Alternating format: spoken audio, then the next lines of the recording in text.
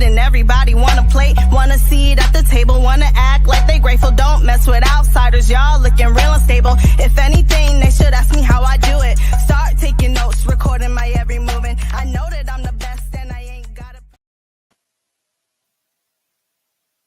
Today with DJ BG GooD. What's up? Hey, what's going on? How's Thank it you for going? having me. Of course, thanks for being here.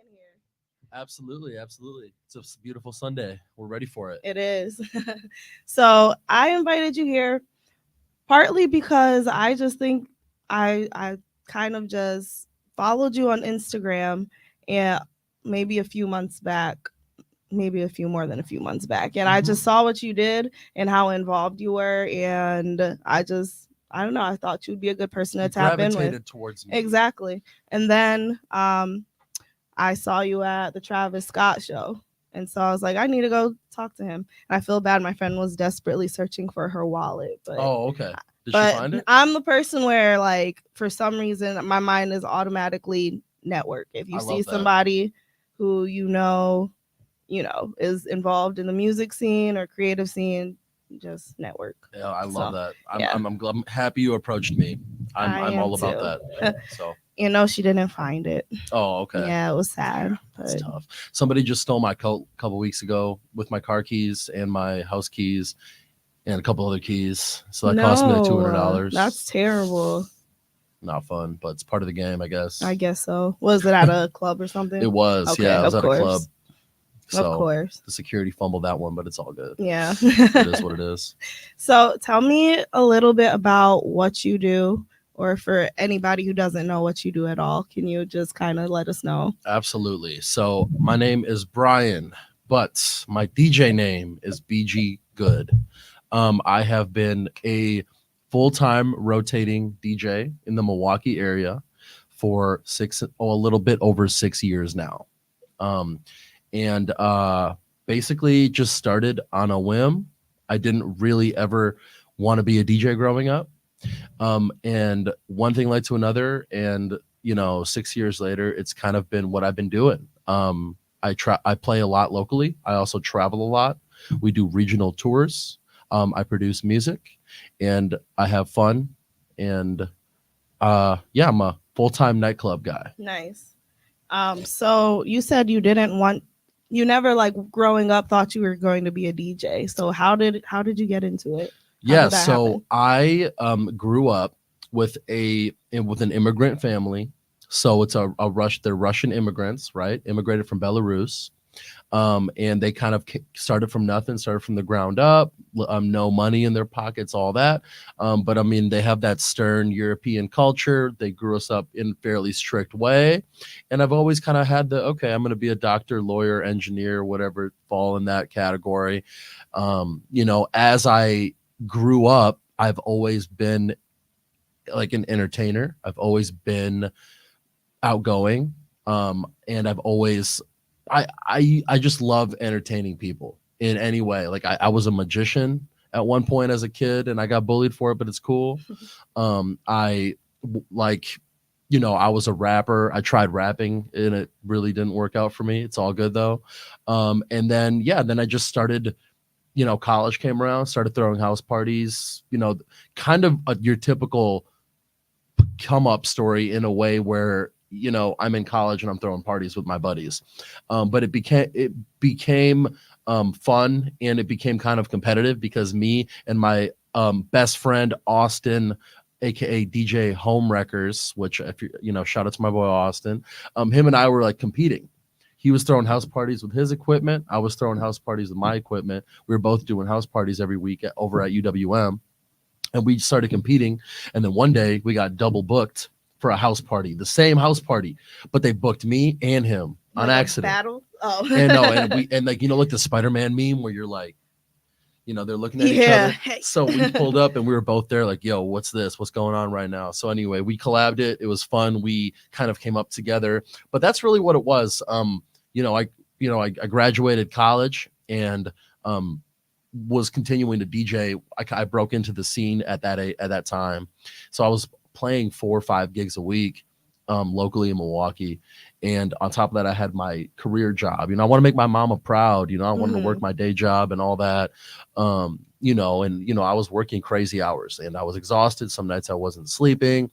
And so, a year down the line of doing like a full-time, basically DJ schedule on top of a full-time job, I decided to give myself a birthday present and rip off the Band-Aid. And on top of that, I was kind of looking at the checks too. And I'm like, yo, like, how did I just make my whole paycheck, my 2-week paycheck in one gig? Like, and I'm sitting here, can't keep my eyes open. Yeah. You know what I mean?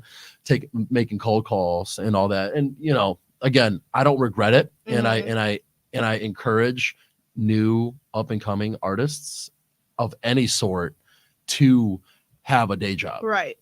It's really important. It will fund. It's going to fund your, career. Exactly.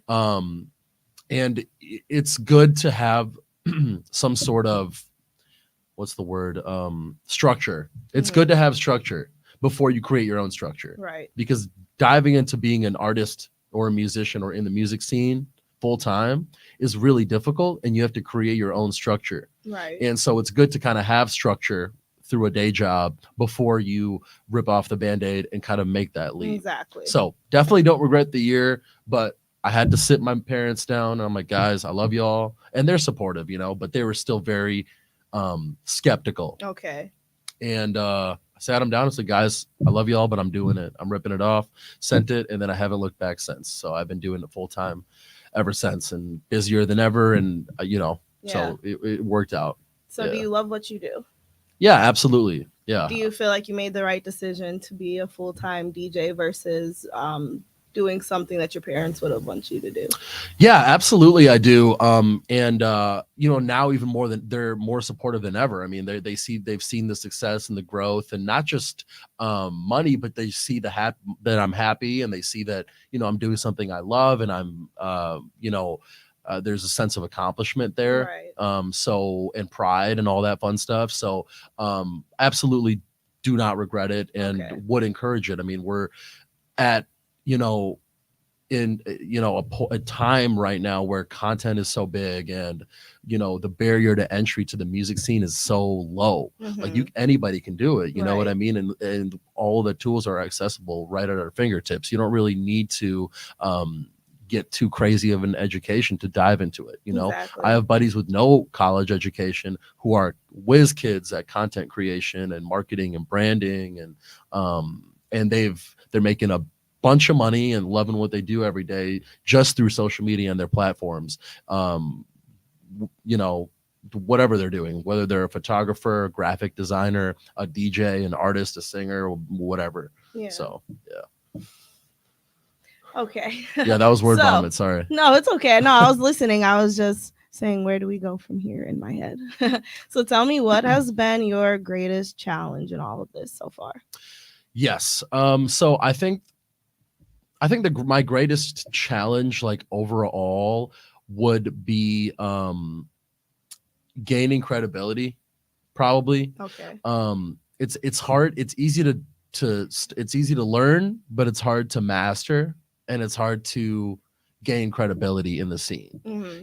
Like, although we're in Milwaukee, which is not the biggest of the markets, at least for DJing, there's still a lot of competition, and there's still a lot of learning, and there's a lot of people doing it, basically, is what I'm trying to say. Right. And gaining credibility, becoming that go-to person, becoming the top dog in the city, where whatever goals you have, that's really difficult, and it takes time. It takes a lot of time, and it takes a lot of hard work and consistency and persistence. Right.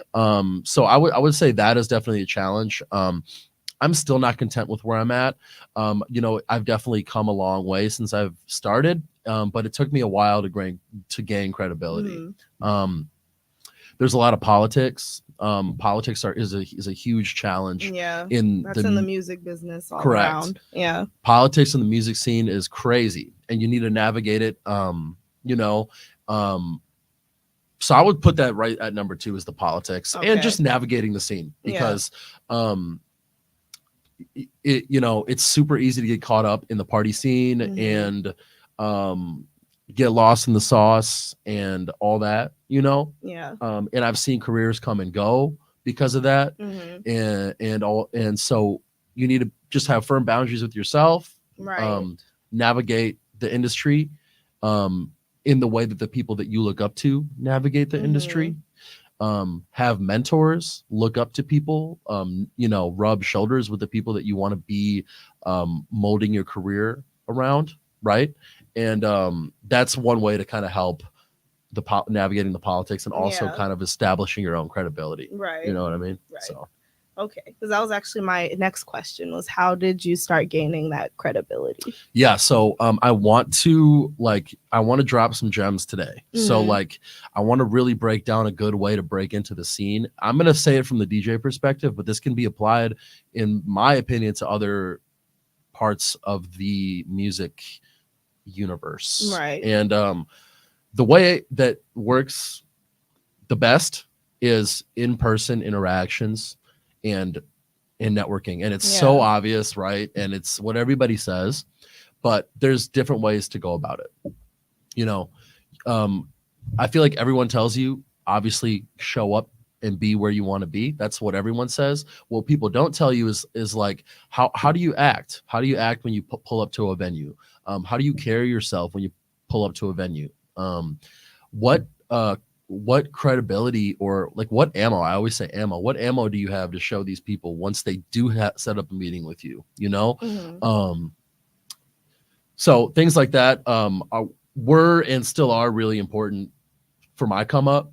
I was actively engaging with venues that I want to play at. When I first started locally here in Milwaukee, my big club that I wanted to play at was 720. It's a big club out here, and I feel like a lot of people know about 720, and it's just, I really wanted to play there, you know? So what I started doing, I started just going there and, you know, spending some money, meeting the promoters, meeting the DJs, meeting the bartenders, security, everybody, meet everybody, carry a good aura. And then eventually I got a break, and one thing led to another. And I kind of took that same model and took it to other venues, you know, like I did events. I played plenty of gigs for free. I would not, there was at one point where I was literally going door to door, like knocking on bar doors outside of the bar doors to try to get a gig. You know, I had these little business cards with my face on it, and it was the cringiest thing ever. Right. But did it work? Ish. Okay. I mean, the door to, I mean, what, like, basically I met a guy through that, who ended up calling me and be like, hey, I need a cover at Brothers, which is a bar down here. It's like a big party bar out here. He's like, hey, I need a cover. You want to come just jam out with me? Like, I can't really pay much. I could pay $50, but like, you want to play? And I was geeked about it. You know what I mean? That was like my first big party bar club kind of vibe set. I was super geeked about it, and I did it. So again, it's kind of like a domino effect. You know, one venue will see your name on a flyer, then another venue will see your name on a flyer. Right. You might get one call. You might do a pop-up gig for free, but get some, you know, visibility from it. But really, it's a daily grind. I mean, there's no easy way to do it. If it was easy to do it, a lot more people would do it. Right. You know what I mean? And if there was an easy way to make money doing it, a lot of people would be making money doing it. You know what I mean? So it's basically a hustle. It's a business. You're an entrepreneur. You got to look at it like a business. You got to invest like it's a business. You got to have overhead and, like, you know, assets like it's a business, and you got to like deliver like it's a business. You know what I mean? And party and have fun while you're at it. Because there's perks to it too. Exactly. You know, and it's a super fun industry. It's very rewarding, and it's dope. You meet so many people, and every single day I'm meeting somebody new, and every day I'm, you know, shaking hands and networking and opening up opportunities. So there's a lot of perks, but there's a lot of challenges, and people I feel like may get intimidated by the challenges, but just hit it. Just, you know, just like, just be really, really aggressive and just go. If you're hungry enough, go for it. You know? So yeah, you know, and another thing is that, like, one thing, like, that I always tell people is just be prepared. Mm-hmm. Like, once you finally get a break, no matter what kind of break it is, but let's just say it's like a big break, at a spot that you've been looking at for a minute, really just deliver. Like, make sure you're prepared. Right. You bring your homies out. You got to understand how the industry works. These promoters, these owners, they want to see you bring people. So hit up all your homies, make some group chats, throw a pregame, whatever you got to do. Even before getting the gig, deliver with like a press kit. Make sure you have a nice press kit to show them a resume of what you can do and what you can offer. Have nice quality pictures. Like, there's been so many times, because I'm a graphic designer as well. I design flyers for a few different nightclubs. Okay. And sometimes I'll ask the DJ to send me in their press photos, and their press photos are like taken off of like a phone, or like taken off of a third party picture that somebody might have took of them, like, or something like that. Like, they're just, some people just, like, you'll be surprised, like, don't even have the basics. Like, get a press kit done, get professionally done photos. Right. Like, it's an investment. You know what I mean? It's $200 probably, whatever you're paying for it once a year. Just do it. You know what I mean? But it makes you look that much more professional. Which exactly. Makes the venues want to hire you more. 100%. Yeah. 100. I mean, again, given my experience, I would say 90% of the time when a venue books me, it's because they know that I take branding and promo seriously. You are great with that, I've noticed. Thank you. I appreciate it. I take it really seriously, and I think every artist should, and not enough artists do. Yeah. You know what I mean? You need to post every day. You need to be very consistent. You need to have high quality content. You need to not be afraid to invest in your content. And it needs to be a part of the lifestyle. Like, anybody who thinks a DJ who's a full-time DJ sleeps until 4 p.m., wakes up, eats like a burger, and then like cracks open a beer and goes to the gig, that's really not the case. Yeah. It's like a full-time gig. Right. You know what I mean? Like, there's a lot of behind the scenes. There's a lot of behind the scenes. For me, for sure, I can attest to that, but I can almost guarantee, like, any full-time artist who has seen some success in their career deals with that too. It's just absolutely not, it's not like a gig to gig freelance kind of thing. It's a full-time gig. Yeah. Wake up, prep your content for the week or the day. Or for me, I'm a procrastinator. I usually prep my content for just 1, maybe 2 days, because I'm a procrastinator. But I also just have a bunch of content from all over, and I'm just like a little bit unorganized with it. Takes me a minute, but I still do it. Yeah. You got to just make it a priority. You just got to make sure you're on top of all that, and make sure it's high quality, and stay on top of trends, stay on top of, what songs are hot, what are people listening to, what are people sharing, what are people engaging with on social media, what can you do to think outside of the box, like from a branding standpoint. Like, one thing I do a lot is lately I've been especially doing a lot of giveaways, and I've been doing contests. Just stuff like that. And when a venue sees that a DJ is doing that, like, that's usually something that a venue likes to do. But when they see that like a DJ is doing that, that's showing that the DJ is going the extra mile. Right, and it's initiative, and it's gonna increase your likelihood of getting the gig, and then B, you can probably get a bigger bag too, and they won't have a problem paying you a bigger bag for it either, because they know what you bring to the table. Versus like some frat boy some new frat boy DJ who just like parties all day and then comes out to the gig, which, I don't know that many of them, which is a good thing. But like, there's plenty of there are people who, there's not enough people who don't take the branding and the consistency side of things into the equation, basically. Yeah, definitely. So, but again, a lot of guys, sometimes like different DJs have different goals. And as you can like understand, it's like people want to achieve different things from their career, basically, is what I'm trying to say. Right. So, not every DJ wants to travel. Not every DJ wants to produce music. Not every DJ wants to play 5 gigs a week. Right. A lot of DJs, I can't do that. I mean, anymore. Like, I do it sometimes on like a bar crawl, or maybe there's like some kind of like, but 5 gigs a week, I can't do that anymore. That burns me out. You know what I mean? That sounds exhausting. Yeah. Like my max like my comfortable max is 4. And like that's my very, very comfortable max. Anything after 4 is a special occasion or something like that, or I'm already feeling burnt out. Yeah. But yeah, so my personal goals, I want to be traveling. I want to play on a national level. I want to start doing a lot more music festivals, and I want to start leveraging the production side of things now that I'm starting to produce my own music. Okay. Cool. So that's my goals. Like I want to take it national. I want to continue to travel. And I have really exciting travel announcements coming up. So we got the big handful of travel dates in the next month into the summer as well. Spring break too, which is sick. But again, spring break is probably going to be a good one for you. Spring, all of March is going to be incredible. Yeah. I can't wait to announce that. So I'm not sure when this is going to be released, like on like YouTube or anything. But yeah, I can probably leak that in a little bit here. Okay. But it's up like a few hours later. Okay. Okay. Maybe next day. Perfect. Yeah.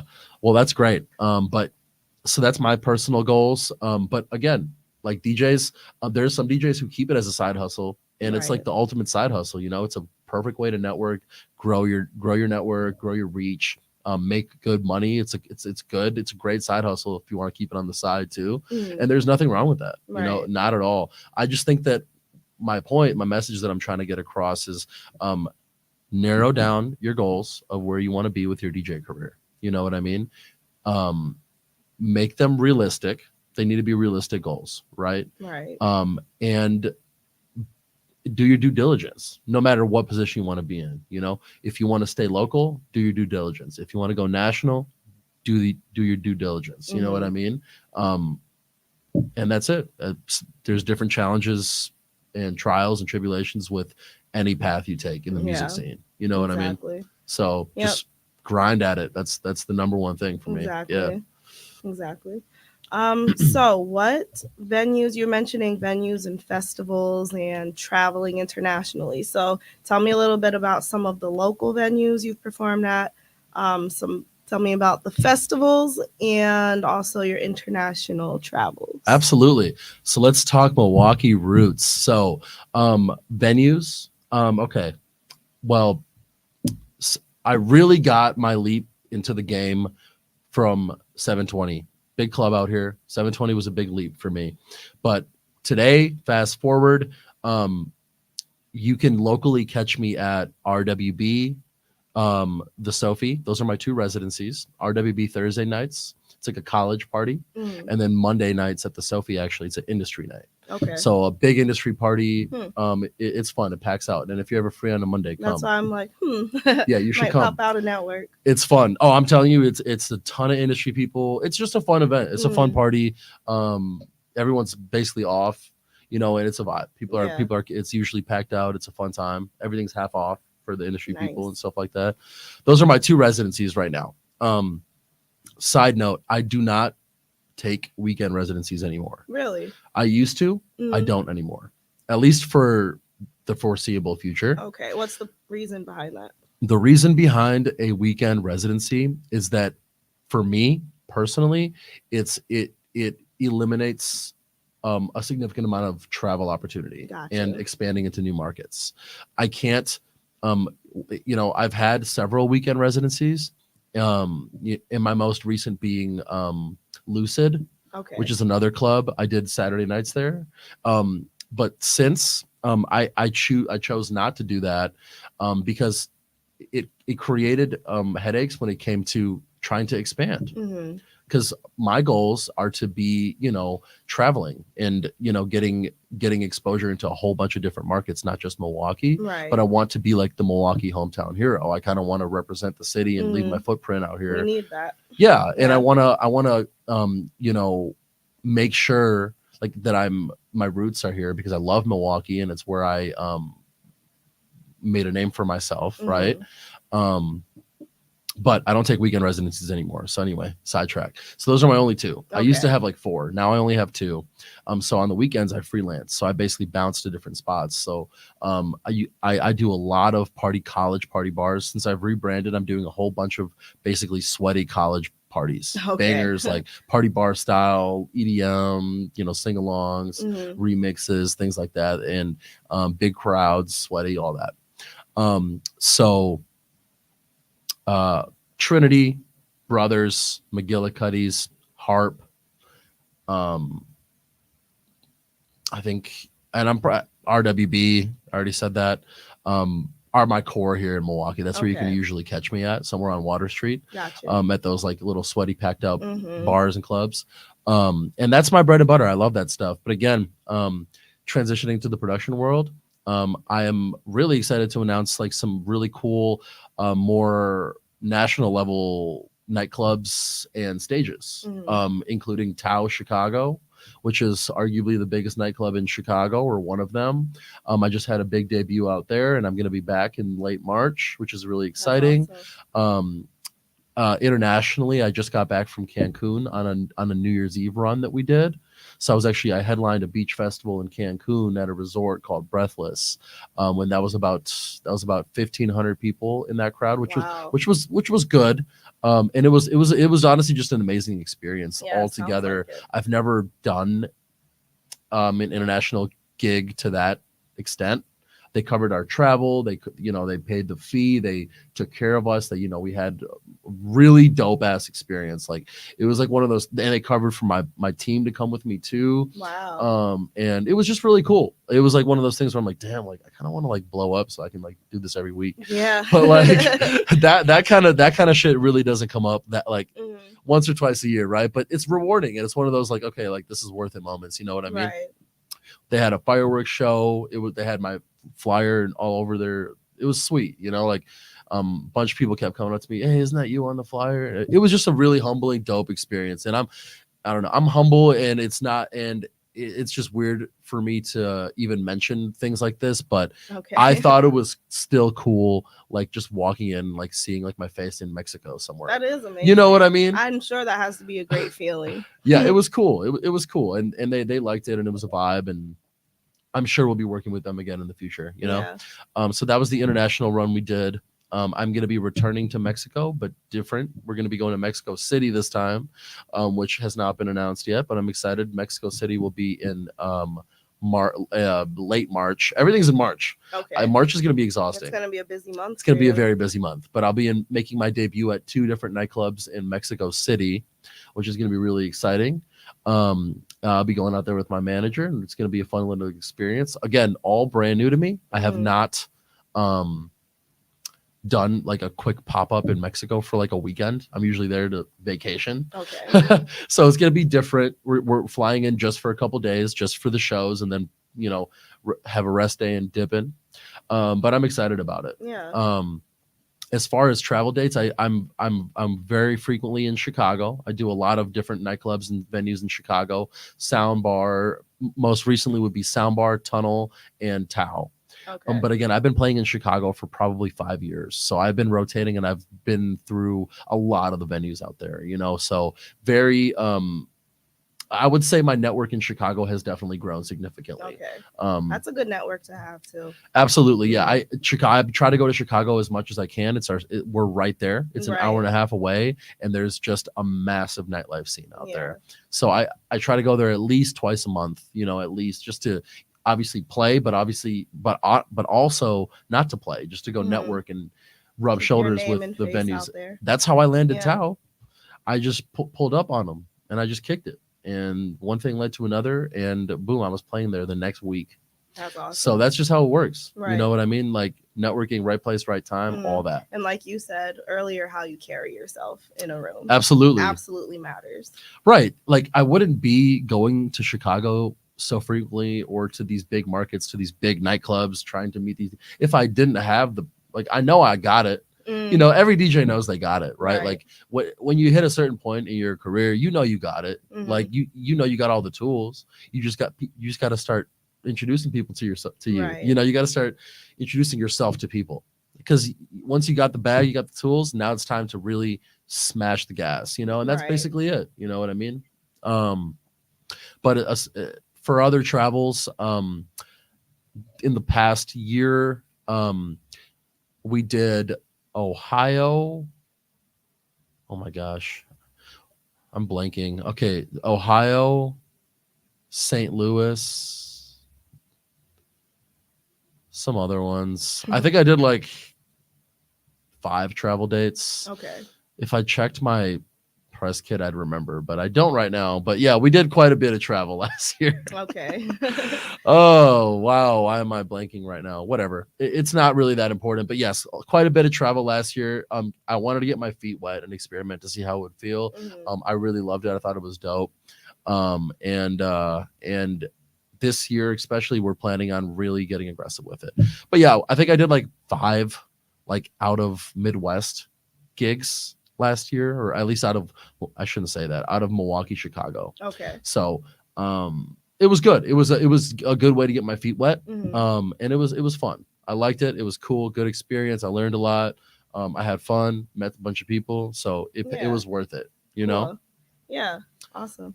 Okay, so tell me about what you're doing on the producing side of things, and on basically tell me about the music that you're working on. Yeah, absolutely. So on the producing side of things, this is a new journey that I'm on as of about maybe 6 months ago. I decided to pivot into more of an artist role because what I noticed is that I felt like I was starting to hit a bit of a ceiling in at least Milwaukee. And I would say a lot of DJs can attest to this when I say that there is a point where in your own local market you feel like you've played it all. Yeah. You know what I mean? You know, because I obviously do not take that for granted, and I love all the opportunities here, but I'm not done yet. Right. You know what I mean? And Right. I'm still young and I still got the juice. So the next step for me is to transition it into a producer role. It doesn't need to be like my forefront brand right away, but I know that creating my own music is going to be that next step to open doors for me into music festivals and bigger national stages. Definitely. Yeah, get you noticed a lot more. Yep. Having your name out there as basically making music and then being able to play it to the audience is pretty Correct. awesome. Correct. As a booker, as somebody who books DJs myself at venues, but also having worked with bookers, I know the value in an artist versus just your local DJ. Right. You know what I mean?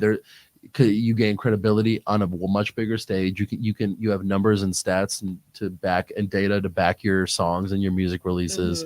It just adds a lot of credibility, but also to be able to flood your socials with your own music over everything is great because a booker will look at that too. They'll click something random and they'll see that it's your song on top of it.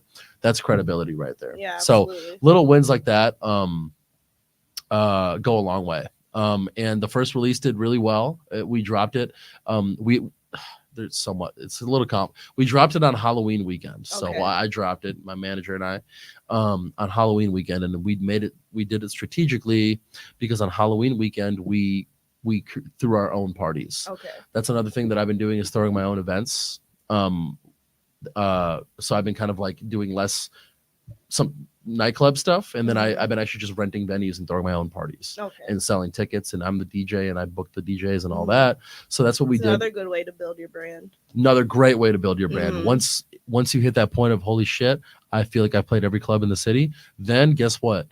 Find a cool venue downtown that your buddies haven't been to that much, rent it out and throw a party. Sell tickets, do it right, get a sponsor, and that's a great way to make way more money, but also credibility and branding. I mean, once you turn into go from, another resident DJ at the same club that people go to frequently to somebody who's throwing their own events and bringing their personal audience to a private event and selling tickets to it, that's a whole nother level. And that adds value to those same venues too, because they'll be like, holy shit, this guy just brought 500 people out to his own event. Like, of course we're going to want him at our club. Yeah, exactly. You know what I mean?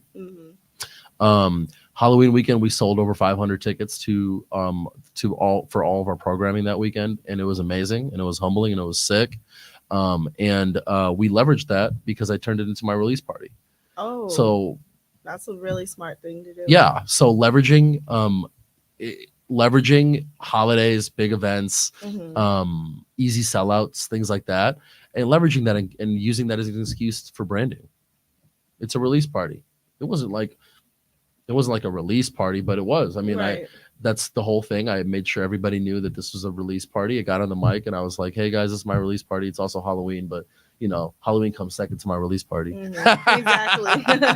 That's really smart, honestly. Yeah. So that's what we did. And then we just did all of our branding around that. And the song did really well. It got over 20,000 streams. That's amazing. Fairly especially quickly. For your first release. Yep. Fairly quickly, over 20,000 in the first month. And I got a couple, I got this spring break booking basically because of it. Okay. So just a story to prove that like the music thing works. Mhm. It works. It works if you work. That's 100%. Because you have to be very hungry and you have to really work for it. Oh yeah. It works if you work. I love Exactly. that. I love that quote. I busted my ass on that campaign. I mean, we not only did I invest a lot of money into it because I hired my video guy. We did a whole rollout. We had like 5 reels planned ahead of time for it. Of course, the release party, which costed us a lot of money ahead of time before we sold the tickets. It's a huge investment, and and you just of time and money. Right. And so yeah, it's not just like put out a song and just boom, 20,000 streams. You know what I mean? Like we had a whole rollout campaign and we had a whole weekend of events around it. So things like that. But then boom, and then you got 20,000 streams. I put that in front of a venue, and then that's more or less how we got locked in for spring break, which is my biggest one, which I'll tell you now. Should I tell you about it? Yes, please do. Okay, spring break. We're waiting. Yes. So I get to go to. It's my first. This is what's exciting about it. It's my first ever spring break. Like in college, I commuted, so I like lived at home with my parents, and like I don't know, I never really experienced spring break like I should have. You know what I mean?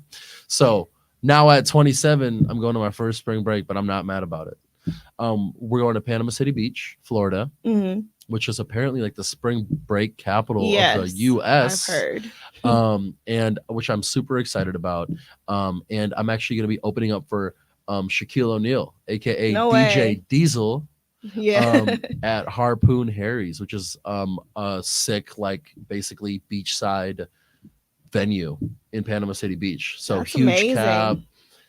Yeah, it's amazing, and it's so I'm excited. Congratulations. Thank you. You're welcome. Yeah, because you worked to get there. Appreciate that. Yeah. So I'll be opening up for DJ Diesel, Shaquille O'Neal, on March 13th in Panama City Beach, Florida. They got us set up with a place to stay. They, everything's all set up. The flyer I'm going to be announcing, I believe tomorrow, maybe Tuesday. But hopefully, it sounds like by the time this will be out, it'll align perfectly. So I'll throw it in there. But sounds good. But yep, got that. And then they also set me up with a nightclub gig in Orlando that same weekend. Sweet. So we're going to be doing, let's see if I can get this right. Panama City Beach first, which is, I'm real excited about that one. Panama City Beach first. Then we're going to stay a day in Panama City just to party and chill. Then next day we're going to Orlando, which we're driving. They got like a ride set up. Going to Orlando. I'm playing a nightclub in Orlando. Then flying back to Milwaukee. Doing a couple Milwaukee, my residencies in Milwaukee. Then that Friday, flying out to Mexico for the Mexico City weekend. So I'm doing Friday and Saturday night in Mexico City. Then Sunday rest in Mexico City. Monday coming back. Then the following weekend, right back to Chicago. We're doing Tao again. You are going to be busy. Yeah, it's gonna be a busy month, but I'm excited. It's BG Spring Break. I'm branding it around. It's gonna be a BG Spring Break. Awesome. Do you plan on dropping any music during spring break? So that's a good question. Currently, I'm not gonna be actively releasing any music in March. Okay.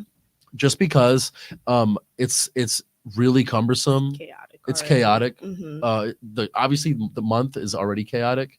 But I want to focus all of my content and social media and promo on the shows and the spring break circuit. I am not calling it a tour because it's not really a tour. And I don't really like that term for like a local DJ, to be honest. It's just look, until the day I'm like literally on a real tour where somebody books it and people are booking me for my music everywhere, and that's a tour. This is just a spring break. Okay. This is BG spring break. Fair enough. Yeah. So that, I don't know. That's just how I feel about it. But wait, I got sidetracked. What was the question I was just about to answer? I got sidetracked when you got sidetracked. No, that's okay. Oh, music. If you were dropping anything during March. So no, I'm not gonna drop any music in March. Mhm. It's just gonna be too busy with the travel stuff. I can't do it. It's too much work. And music releasing is annoying because you have to like do a bunch of work around There's a whole rollout behind it. Whole rollout. Yes. It's a pain in the ass. If you want it to succeed anyway. Right. Yeah. So, but what I am doing is I'm making like a mashup pack. So I'm making my first ever mashup pack, all original. Well, not original mashups, my BG Good mashups. So I'm mashing up songs, I'm making remixes, stuff that I can play live, and that way during my shows I'll be announcing that these are my mashups. I might just like silently put them up on just so people can put them on their stories or Instagram posts or whatever if they want. Yeah. But I'm not going to do like an active rollout for them. Okay. But I'm going to use those for my shows, you know, to be like, yo, what's up? I'm from Milwaukee. These are my songs. You know, I don't want to come in like, look, I don't want to be like the local DJ. I want them to like look at me as an artist when I'm doing all these travel gigs and opportunities. So so that's kind of the strat for like the releases for spring breaks circuit, and then of course Summerfest is coming up. So are you playing Summerfest? Yeah. Do you play Summerfest often, or have you in the past? Let me tell you my Summerfest journey quick. Okay. I'll do the elevator pitch. I made my debut at Summerfest 2 years ago in 2020. Wait, so 2022. Okay. I was just making sure that was right. Anyway, 2022 is when I had my first Summerfest break. You know, it was amazing. I don't remember how I really even landed that, because I remember it was a cold email I got. And I woke up and I started jumping around my apartment. So I don't know how they found me. Somebody in the office put my name in, and it just worked out. I ended up opening for Time Flies, which is like a pop group. Yeah. And it was amazing. You know, everything that you would expect. It's a music festival. There's a million people that go through the door every year. It was incredible. Following year, I was lucky and blessed to have headlined the festival. So I actually headlined the festival. So that was amazing. That is amazing. You know, I handled all the programming. They said, yo, we want you to headline. You can do whatever you want. Just let us know what you want to do and we'll make it happen. And so did you have artists? I had DJs go on with me. So I threw BG's Neon Rave last year. I threw a massive 10,000 person rave on the lakefront, and it was amazing. It was a glow rave. I hired a robot. Hired a robot? Yeah, like a robot. I got you. Okay. Like he puts like a robot suit and he shoots CO2. I bought a bunch of inflatables. It was honestly a dream. It was incredible. It was basically my dream gig, right? Like it's what I've been working for in Milwaukee. And I got it last year and it was amazing, right? And again, it's just one of those things where I'm like, I did it and I'm like, holy shit, I did it, and now I can probably do this even bigger and more and in other places and doing other cool shit and opening for Shaq or whatever. So it was inspiring, motivational, humbling, fun, everything. You know, it was every emotion, and it really kind of like helped me realize that like, okay, I can do this thing, you know? So it was great. It was a win for sure. I will be returning this year. More info TBA. I'm not allowed to drop anything at this time, but definitely plan to see me back at Summerfest this year. I'm very excited for our programming. I'm very thankful to the festival. It's going to be sick. It's just it's the big gig out here. You know what I mean? Exactly. Yeah, that's honestly what most artists, DJs, entertainers aspire who live in Milwaukee. They feel like they've made it when they get on the Summerfest stage. Right. And let alone to be able to headline. That was the most humbling thing. I couldn't even believe it. And I would encourage everybody to just grind for real, because that's a really good feeling once you're up there. It really is. When we spoke about networking and stuff, it was a great networking opportunity. I landed a really great deal with the Brewers, the Milwaukee Brewers, the baseball team, from that show. They were at the show. They ended up booking me for a couple American Family events where they pay $1.50 Like, you know, it's like things like that. Like it opens up doors. Yeah. So the Brewers tapped in with me from there. So then I ended up playing a few Brewers games, and then now I'm very tight knit with the AmFam and their whole marketing group, and I do a lot of AmFam events, and yeah, and you know, again, one thing just leads to, it's like a domino effect, Mm-hmm. and then you just pivot and keep growing, and keep moving. Exactly. You know, so that's still not my ceiling. No, it's still not my ceiling. It's not, and I can tell because of the fact that you have so much drive. And it seems that every win that you have makes you want to have a bigger win. Yeah, like absolutely. You're competing with yourself to see where you're going. Yeah, it's good to compete against yourself. It's good to just be yourself, only yourself. Yeah, like, I understand that it's a competitive market. Yeah, but we shouldn't really be competing with each other. Look, right? Here's my thing. I put on as many people as I freaking can. Yeah, all the time, and I seriously resonate with that. Why guard? What's there to guard? Exactly. If you're given, you're gonna give back probably 10 over. You know what I mean? You're gonna receive 10 over. You know? Yes. Give a lot. Put on new kids. Like I got my DMs get flooded. I try my best to put on new kids and new DJs or whoever, whatever they want to do whenever I can, because that's the new wave. And these kids are gonna help me too, because they're gonna tell all their friends like, "Yo, BG's the GOAT. Like this dude's like really helping me. So like y'all got to come up to his show or buy tickets to his event or whatever." And then vice versa. You know, so that has been, you know, being selfless has been like a big like motto for me since the jump. Like even when I didn't have anything, you know what I mean? Yeah. Sharing opportunities and putting on your team is so valuable, because guess what? You might reach a point one day where you don't have anybody because you've been shutting everybody out. Exactly. You know what I mean? Exactly. So nobody wants to get to that point. I've seen people get to that point, and that is I have too. Somewhere I'd ever want to be. Exactly. Yeah. So yes, very, very passionate about being selfless. Be competitive with yourself. I think that's dope. Definitely be competitive with yourself. If you ever feel content, that's not good. If you're starting to feel content and comfortable, that means that you got to start moving. You got to start pivoting and shake it up. So, right. Yeah. All right. So we're going to start wrapping it up. Do you have any final thoughts? Anything that you really just want to share? Okay, inspirational side, music people in the music industry. There's no time better than the present to just at least give it a shot if you're thinking about it. It's a really good, especially for my DJs watching this, you know, you can make good money, you can meet a lot of people, and you can have a lot of fun, and most definitely make a career for yourself. So persevere, head to the grindstone and just make it happen. And then hit me up if anybody has questions, for real. Hit my DMs at DJ GooD on everything. So hit me up, please ask questions. I love like talking to people and you know, networking and growing together and all that fun stuff. Yeah. Well, this has been a great interview. You seem like a very cool, down-to-earth guy. Thank you. And I just like your energy overall. I appreciate it. Otherwise, I wouldn't have asked you to be here. That's love. I appreciate you. Yeah. I appreciate you coming up to me at the show, for real. Absolutely. So I'm glad I did, for sure. All right, everybody. DJ GooD, tap in, and thank you for listening to KB's Community.